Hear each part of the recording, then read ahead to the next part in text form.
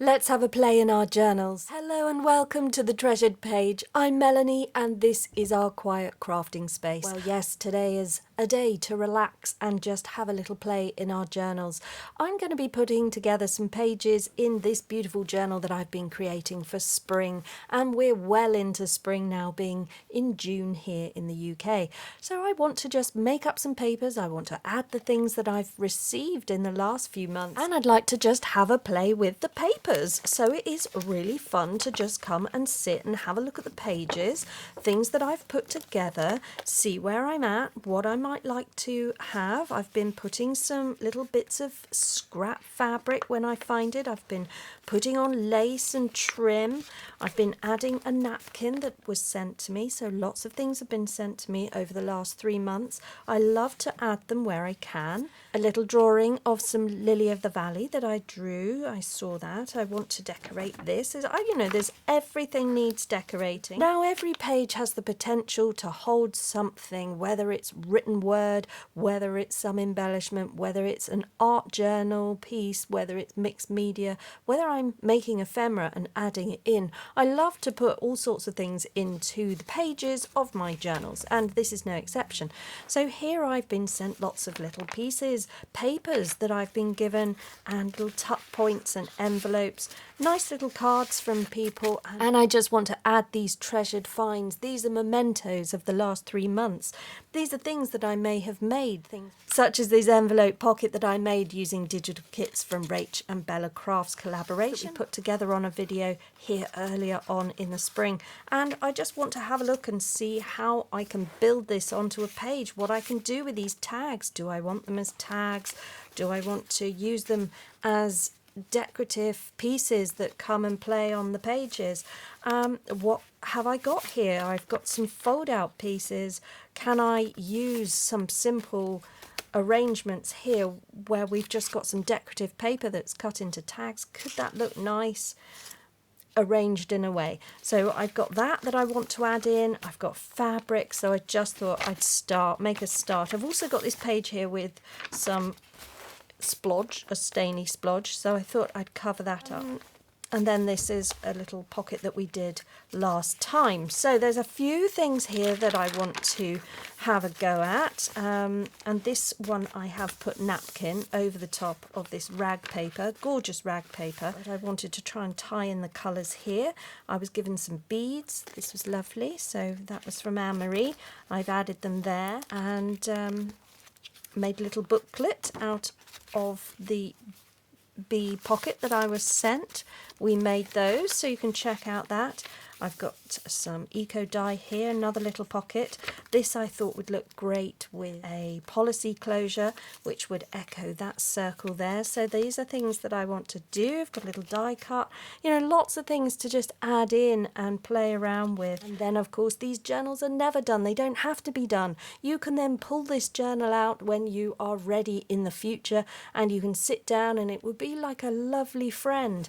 You take it out and you think, oh, I remember the stories of this one. I always think it's really wonderful to have journals on the go, and they become places where I can just chill out. I can go and I can absorb the mood of the journal. Now this journal is called the Eliza journal. This is a journal that is made with the lady Eliza in mind. Now Eliza was a lady who existed in 1798, and she was a young mistress of a household, and there were maids there. And actually this journal, in the story, the journal was made by a servant girl, if that's the right term. She was a maid at the big house.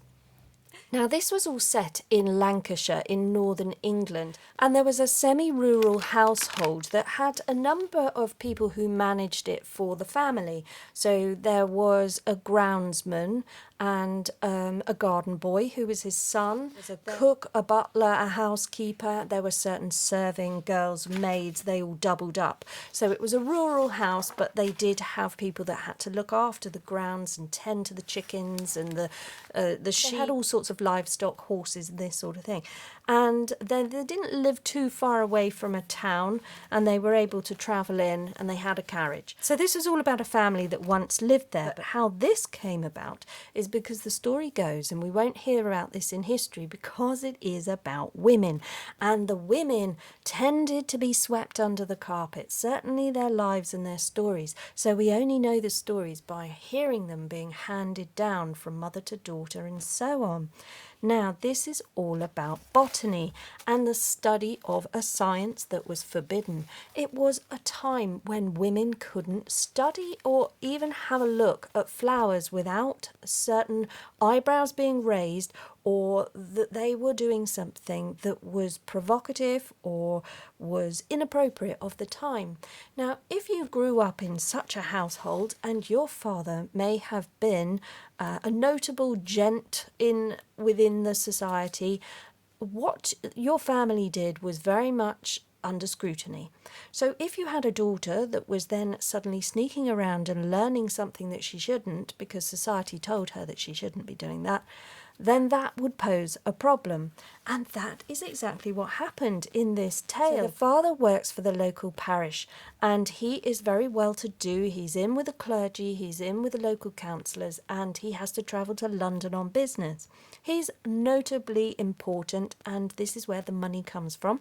And he runs lots of property, and he is very much respected in the community. So he's like that. He has his wife, and she's dutiful, and they have parties, and they do all the social events, and they do all the right things for all the right reasons.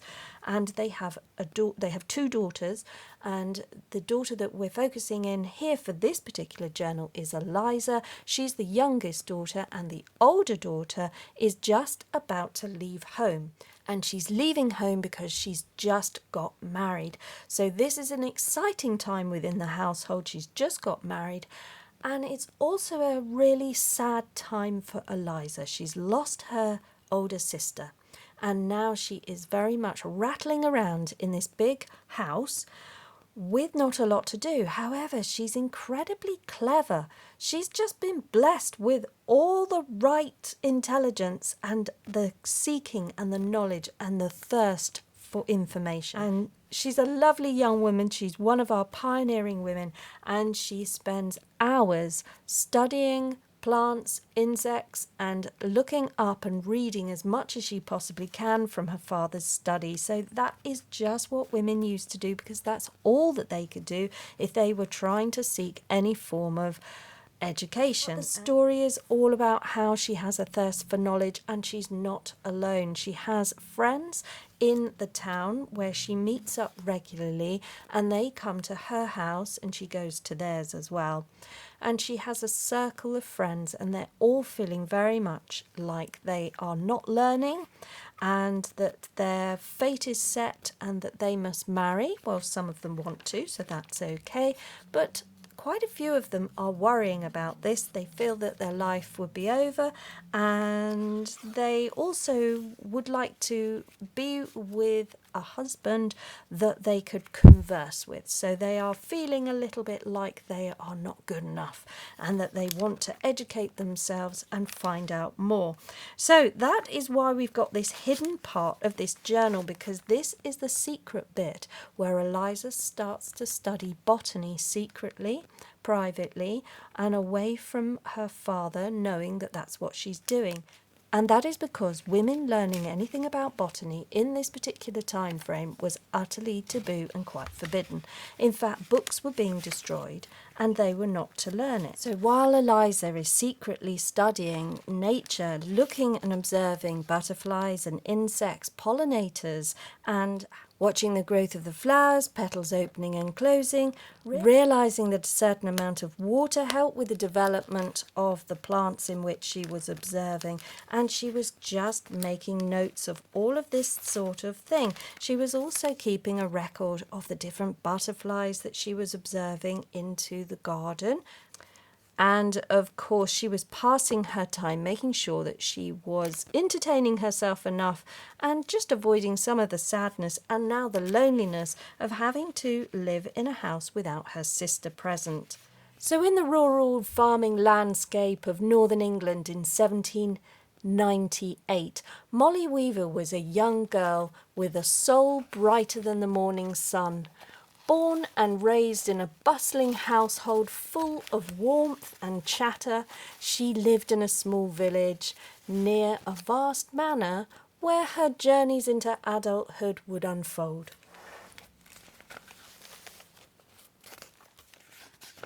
Her father toiled at the nearby cotton mill, an industry burdening with prosperity, while her mother managed their lively home, nurturing many sons and daughters. Molly was among one of the eldest. And despite the grueling routines of her everyday life, there was a spark in Molly's eye as she trudged the mile-long mud path each day to the grand Tillington manor, where she served as a maid.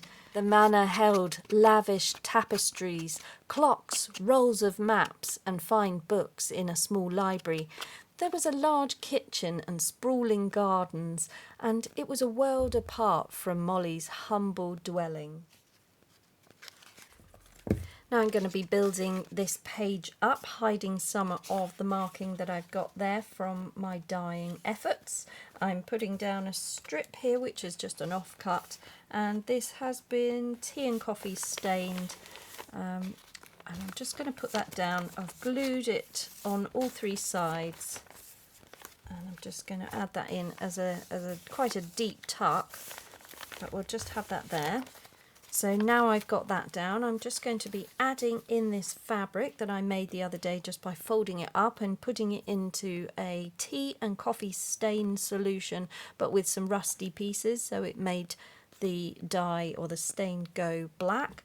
And I left that overnight, and you can see the little crisscrossy patterns, but I had folded it up into a fan and got some marks that way. So I've got this, which came from a kit from Rach and Bella. So I'm just going to be adding this all in, and I've got a little strip of fabric here that I was sent from Cheryl in my swap in the last couple of months. Now, while we've got Molly, we've also got Eliza, and she is secretly learning the art of botany. She's learning the art of healing, and she's wanting to know about the body and how it works. She's having to be really secretive about it. The education that she can get from home is incredibly limited to just what the father and the mother would like her to know. She didn't really want to know how to be a wife. She wanted to learn about medicine and healing, and how certain plants could aid and be beneficial to the human condition. He was hiding away certain information in secret books. There was a large kitchen and sprawling gardens, and it was a world apart from Molly's humble dwelling. Here she reported to a stern yet kind-hearted Mrs. North. She was the housekeeper who guided Molly through an endless list of sweeping up fireplaces and grates, assisting the cook with vegetable preparations, and mending cloth.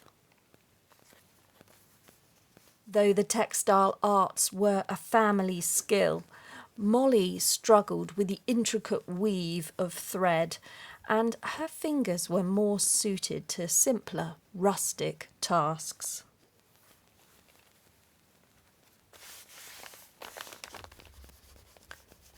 Molly's daily duties extended into attending to Eliza Tillington, the manor's young mistress, whose friendship perhaps mended more than any fabric.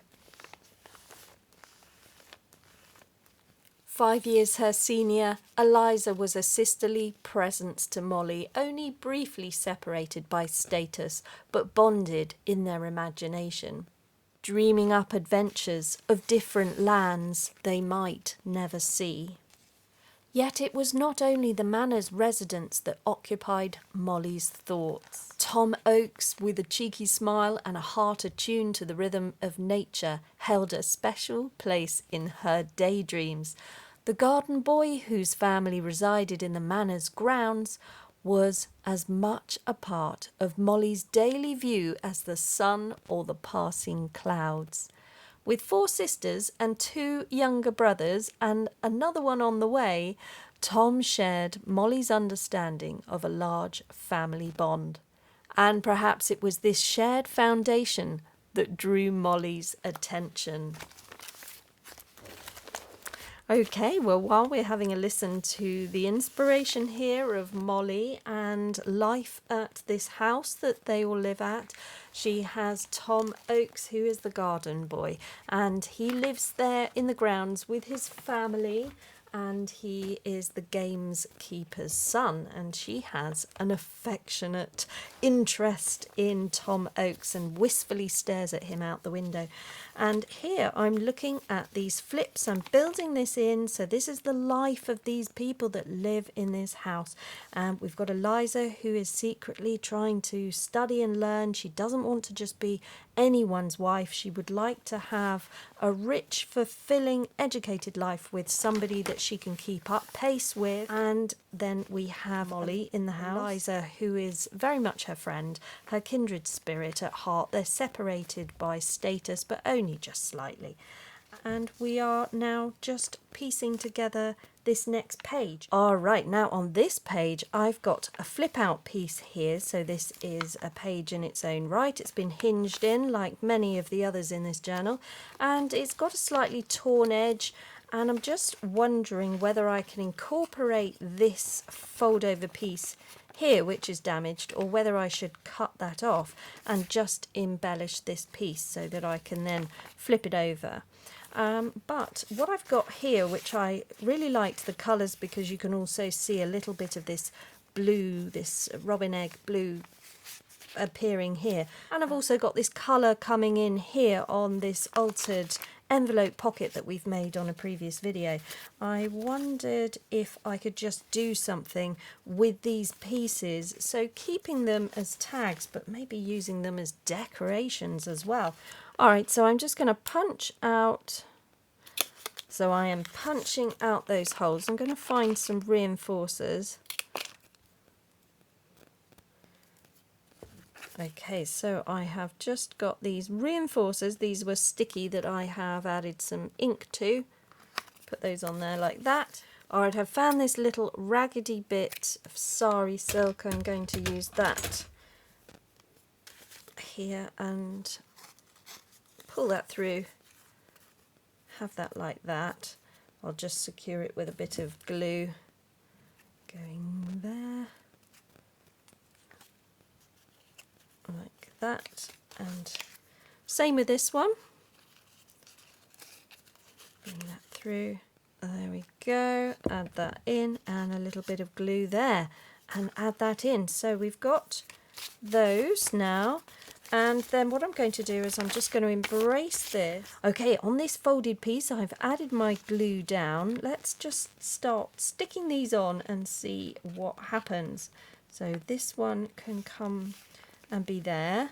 Then I think I'm going to overlap and have my envelope there, and then I'm going to overlap again and put this one here, so we can still get into this pocket without too much worry. Let's turn it over and see what's happening. Okay, I'm going to have to stick this bit down here now. Put a nice lot of glue on that edge, and I think, in fact, yeah, let's put that in place. Right, so we stick that, flip it over, and now here I can just glue that down like that, and then I'll probably stick over something else there, because that would be quite nice to have a picture there.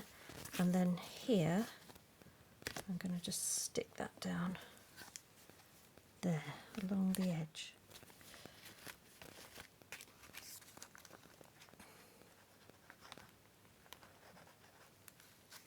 Okay. So I've stuck underneath these pieces here, so that's now becoming slightly more solid. I've got my glue there, just remove that. So that's become one piece, and then I can decorate that bit as well. Now a journaling card or a letter can go in there at a later date. Alright, so now we've got this. Actually looks like it could be quite a fun tuck there with this extra portion poking out. And I will be able to flip it over, and we can see that, but I don't actually mind that. I think I could have some stamping or a piece of fabric, something put there. I like the idea that you can see that that's an envelope, and the fact that it's got some altered variation of colour and ink on the back. It looks quite aged, so I could just put a bit more ink around the edge. I would be happy with that. So I'm thinking, because it flips at the moment, which is really fun, we've got this and we've got this, so that's lovely and decorated. Do I close it, create this odd shape tuck and a further tuck at the top, or do I leave that, decorate it? It's one of those, I'm not really sure. I think I like the idea of it secured down because I'm not too interested in this piece, and it means another lot of decoration and actually problem solving because this piece wants to be decorated. It's not the most fabulous of writing spaces, so I think I might do that, but I quite like that little patterning there. So the only other way of getting around that is seeing how I like a collage. I'm making the decision to close this up as a tuck. Alright, so it's ended up like that. It's got the nice pocket there, and it's got the pocket at the top as well, and it still flips out like this, so we have got some sort of writing space if you wanted it, but I think that that's where we would put papers tucked in there and there, and then the writing space is on the back here, but secret because we can then close it. And I think this is a journal all about hidden spaces, so that if some learning is taking place and we didn't particularly want people to know about it, and quite fun in any diary or journal where you've got areas where you just want to note things that are a little bit personal.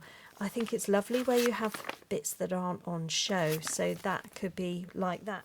And then we could have a little paper clip or something at the top to secure that in, so that really is a hidden bit behind there. And then this just flips open and we can decorate all of this. There we go.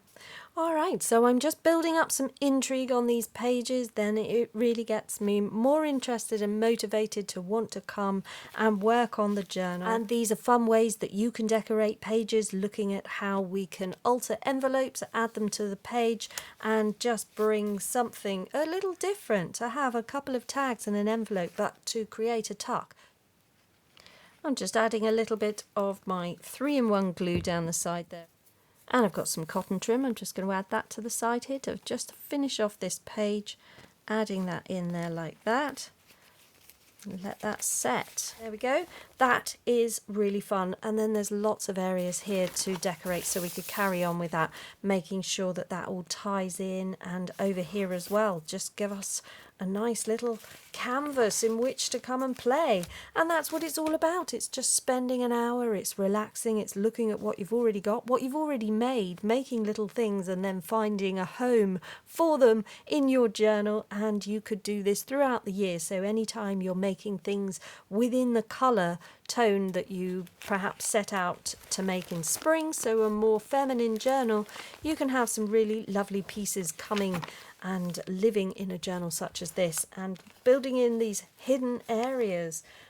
It's just intriguing to come and have a little look through, flip through, and it's wonderful in the future for you to look back on and see your own ideas and what you want to bring forward to future journals and future making, and just be able to relax and unwind and process all the things that are going on in your world. But I hope you had fun hearing some of the little snippet stories of Molly and Eliza, and the fun energy of this journal as it comes together with lots of little embellishments and pieces that I have been sent.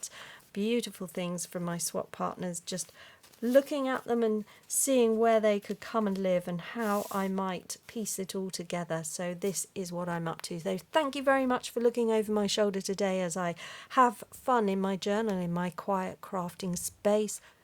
So I encourage you all to take an hour out of your day, spend time in a quiet space, just allowing yourself to play. And treat that time with just as much importance as you would any other appointment. Okay guys, thank you so much for watching. Do please like and subscribe if you haven't already. Leave a comment below to let me know you're watching and enjoying. And above everything else guys, just slow down and make crafting time for you. Bye bye now.